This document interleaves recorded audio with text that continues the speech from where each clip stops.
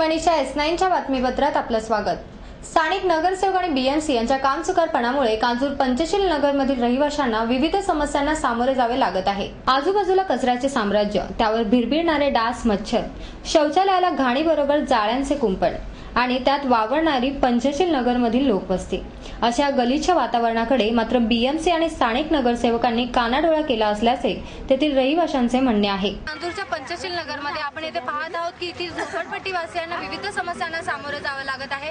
आजूबाजूला अस्वच्छतेचे प्रमाण ते इतके वाढले आहे की त्यांना अनेक रोगांनाही बळी पडावे लागत आहे। त्याचप्रमाणे इथल्या शौचालयाची दुरवस्था झालेली आहे। आपण येथील नागरिकांनाच विचारूया की येथील या अस्वच्छतेमुळे त्यांना कुठल्या समस्यांना सामोरे जावे लागत आहे। आम्हाला कुठलाही सोय करत नाहीत आणि ते नगरसेवक तर आहेच नाही, तर ते काहीच कामाचं नाही, आमचं काहीच नाही करत। म्हणजे कचरा बिचरा बी सगळं घाण ठेवता, इथं माणूस बिन पाठवत नाही, काम करायला पण नाही पाठवत। आम्ही 25 वर्षापासून राहतो तिथे, तेव्हापासून कोणी दखल देत नाही। मतदान आलं की तेवढं येतं सांगायचं, बाकी नाही येत। कचरा आमच्या मुलं आजारी पडतात, काय रोग उठतात, तरी पण लक्ष देत नाहीत। म्युन्सिपाल्टीला बिलकुल लक्ष देत नाही। सगळा कचरा गटार व्यवस्थित नाहीत आमच्याकडे आम्ही गेली 20-25 वर्ष झाली तर राहतो आम्ही, पण आमच्याकडं महापालिका जाणीवपूर्वक लक्ष देत नाही आणि बरेच लोक आम्हाला इकडं खाली खाडी असल्या कारणाने मलेरिया, डेंग्यू, तापीचा आजार, टायफर असे खूप आजार असतात। नेहमी आमचे मुलं बाळ सगळे आजारी पडलेले असतात। निवडणुकीला मतं घेण्यासाठी तोंड दाखवणी करणे आणि नंतर पुन्हा पुढच्या निवडणुकीला तोंड दाखवण्यास येणे, फक्त एवढ्या कामासाठीच आम्हाला नगरसेवकांचे दर्शन होते, असे तेथील रहिवाशांचे म्हणणे आहे। इथं विरामध्ये झाडवाली बाई नाही, कचऱ्यावाले कोणी नाही, असाच कचरा बाहेरचे पण इथं आणून टाकतात। संडास पण घाणे, आम्हाला आमच्यात मुलं बाळ सगळे आजारी पडतात। त्याच्याकडे गेलं लेटर घेऊन की ते काय म्हणणार, हा करणार आणि राजावानी बसणार आणि इकडून असा नाक दाबून चालणार। आला तर त्याला चप्पलच घेणार, बाकी काहीच नाही। आला तर त्याला चप्पलच घेणार, बाकी काहीच नाही। आला तर त्याला चप्पलच घेणार, बाकी काहीच नाही। अशा प्रकारे नागरिकांच्या निर्माण झालेल्या समस्यांकडे थोडा वेळ देऊन त्यावर लवकरात लवकर तोडगा काढावा, अशी मागणी तेथील नागरिकांनी यावेळी S9शी बोलताना केली। एकंदरीत आता आपण पाहिलं की येथील नागरिकांच्या समस्या अशा आहेत की येथील नगरसेवक आणि पालिका हे जाणून घ्यायलाच मुळात इथे तयार नाहीयेत, त्यामुळे येथील नागरिकांना विविध समस्यांना सामोरे जावे लागत आहे। व्हिडिओ जर्नलिस्ट मयूर राणेसह मनीषा म्हात्रे, S9 न्यूज, मुंबई। कांजूरमार्ग येथील आंबेडकर नगर जवळील परिसरात नागरिकांना अस्वच्छता आणि वाहतूक कोंडीसारख्या समस्यांना सामोरे जावे लागत आहे। वारंवार तक्रार करूनही लक्ष देत नसल्याचे ईशान्य मुंबई जिल्हा राष्ट्रीय काँग्रेस ब्लॉक 81 चे सचिव शालिरामजी पटेकर यांचे म्हणणे आहे। अरुंद वाट, आजूबाजूला भाजीवाले, मच्छीवाल्यांचा थाट, त्यात घाणेरड्या कचऱ्याने भरलेला परिसर, हे चित्र कांजूर चर्च रोडचे असून ह्या परिसरात मोठ्या प्रमाणात वाहनांची, पादचाऱ्यांची ये-जा सुरूच असते। त्यामुळे येथील रहिवाशांना वाहतूक कोंडीसारख्या समस्यांनाही सामोरे जावे लागते।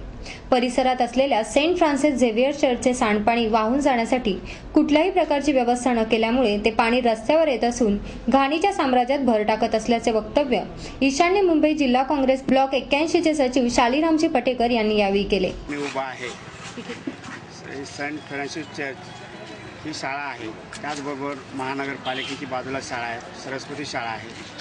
ह्या सर्व शाळेतली मुलं एकाच वेळेस सुटतात आणि ह्या रस्त्यावर जवळ 10,000 मुलं शिकतात। त्याचबरोबर या ठिकाणी सेंट फ्रान्सिस चर्चचे जे पाणी आहे पावसाळ्यामध्ये, ते सर्व काही त्याला आउटलेट नसल्यामुळे किंवा गटाराची व्यवस्था नसल्यामुळे ते पाणी सर्व पुतळ्याजवळ बाबासाहेब आंबेडकर पुतळ्याचे थांबतं आणि जवळ 1 ते 1.5 फुटापर्यंत पाणी साचलेलं असतं। त्याच्यामध्ये आम्ही अनेक वेळा नगरसेवक, त्यांच्या वार्ड ऑफिसर त्याला नेहमी अर्ज केला, एवढं घाटकोपरपणे ह्या मेंटेनन्स डिपार्टमेंट, पण त्यांनी आतापर्यंत 3 वर्षापासून याच्यावरती काहीच कारवाई केली नाही। त्यामुळे या ठिकाणी आलेले आहे स्थानिक इलेक्शन आलं की आम्ही ही भाजी मार्केट आहे, त्या ठिकाणी मी बाजूला मच्छी मार्केट आहे, पण आश्वासन दिलं गेलं की भाजी मार्केट आणि मच्छी मार्केटचं पुनर्वसन दुसऱ्या ठिकाणी केलं जाईल। काही ठिकाणी तर त्या करामटनगिरीच्या साईडला मोजमाप देखील करण्यात आलं, पण आतापर्यंत असे काही त्या भाजी मार्केटची व्यवस्था या विभागातील समाजसेवक किंवा आमदार व नगरसेवकांनी केलेली नाही आहे। तर आमची त्यांना अजिबात ह्या ठिकाणचा आमदार असेल किंवा नगरसेवक यांनी काही काम केलेलं नाही। त्या विभागातील नागरिकाने अनेक वेळेस त्यांच्याकडे अर्ज दिले, पण तिथं दिवाबत्ती, लाईट व पाणी आणि गटाराचे काम काही झालेलं नाही। त्या ठिकाणी अनेक मलेरियाचे रोगी पण झाले, पण ते असंच फक्त फवारणी करून जात आहेत, त्याचं काहीच करण्यात नाही। सदर समस्येसंदर्भात वारंवार तक्रार करूनही कोणीही त्यांच्याकडे लक्ष देत नसल्याचे तेथील नागरिकांचे म्हणणे आहे। आम्हाला पर्यायी जागा देणे जेणेकरून वाहतूक कोंडी होणार नाही, असे तेथील भाजीवाल्यांचे म्हणणे आहे। यानी हमारे बाप दादा चले गए हैं, फिर हम बच्चे हैं बैठ रहे हैं, हम लोग को बाजी मार्केट यहाँ मिला नहीं और यहाँ म्यूनसिपाल्टी हमको उद्वस्त करती है।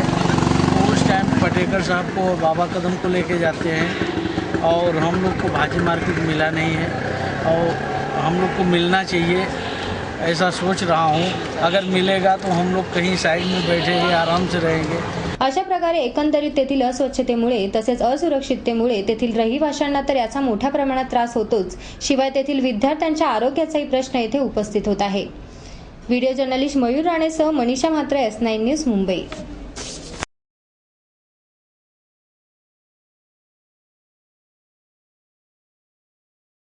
S9च्या बातमीपत्रात वेळ झाली आहे अल्पशा विश्रांतीची।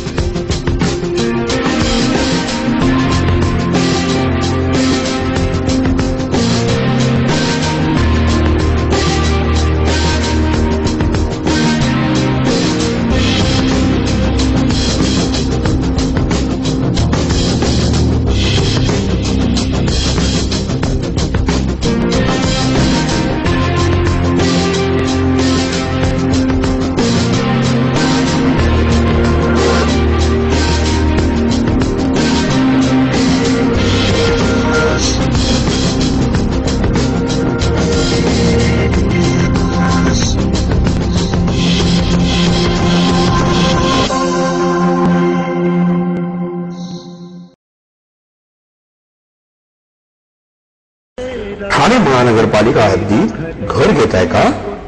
मग ते अनधिकृत तर नाही ना, याची खात्री जमा करा। अनधिकृत घर घेणं हा विकणाऱ्यासोबत विकत घेणारा देखील तितकाच दोषी असतो। तेव्हा घराची डोळस खरेदी करा, आपली कुठे फसवणूक तर होत नाही ना।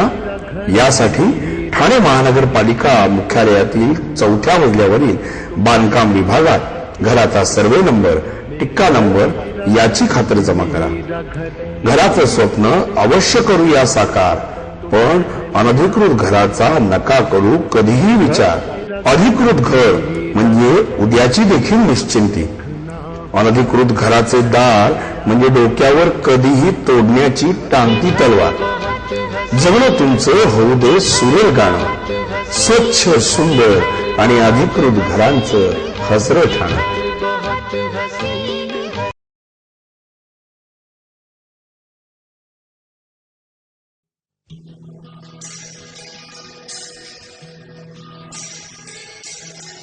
साई साई साई साई बाबा साई साई साई प्यार करे सब साई से, साई सबसे प्यार करे। श्री साईनाथ सेवा समिती वर्तकनगर ठाणे रौप्य महोत्सवी वर्धापन दिनानिमित्ताने वैकुंठवासी परमपूज्य रत्नाकर महाराज उर्फ योगानंद स्वामी बदलापूर यांच्या आशीर्वादाने शुक्रवार दिनांक 18 नोव्हेंबर या दिवशी मध्यान्ह आरतीनंतर विष्णुयाग यज्ञाला प्रारंभ होऊन रविवार दिनांक 20 नोव्हेंबर या दिवशी मध्यान्ह आरतीपूर्वी यज्ञ समाप्ती होणार असून रविवार दिनांक 20 नोव्हेंबर रोजी मध्यान्ह आरतीनंतर साईंच्या धन्य पादुकांची भव्य मिरवणूक सर्व वर्तकनगरीत निघणार आहे।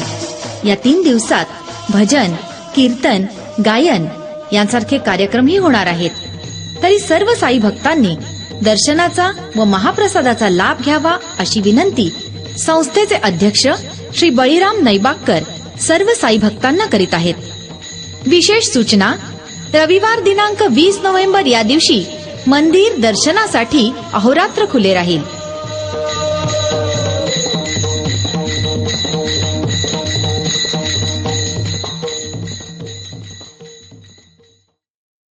तरी सर्व साई भक्तांनी दर्शनाचा व महाप्रसादाचा लाभ घ्यावा ही विनंती संस्थेचे अध्यक्ष श्री बळीराम नैबागकर सर्व साई भक्तांना करीत आहेत।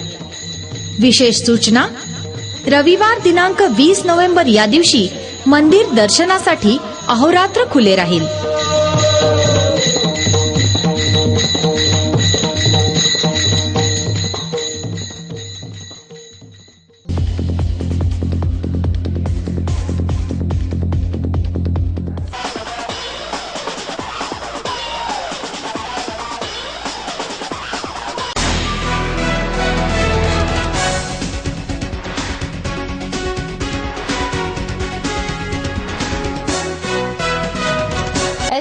बातमीपत्रात पुन्हा एकदा आपलं स्वागत. मुलुंड मनसे उपविभाग अध्यक्ष राजेश चव्हाण यांच्या जल्लोष मनाचा या सामाजिक कार्यक्रमाअंतर्गत विविध स्पर्धांचे उपक्रमांचे आयोजन करण्यात येत आहे. यापैकी खास गृहिणींसाठी आयोजलेल्या वहिनी सरकारला गृहिणींचा उत्स्फूर्त प्रतिसाद मिळत असलेला दिसून येत आहे. दिवसभर घरगुती कामात व्यस्त असलेल्या गृहिणींना स्वतःकडे लक्ष देण्यास वेळच मिळत नाही. नेहमी काम आणि संसार यामध्ये गुंतलेल्या गृहिणीला स्वतःच्या आनंदाचा पूर्णपणे विसर पडलेला आपणास नेहमी दिसतो.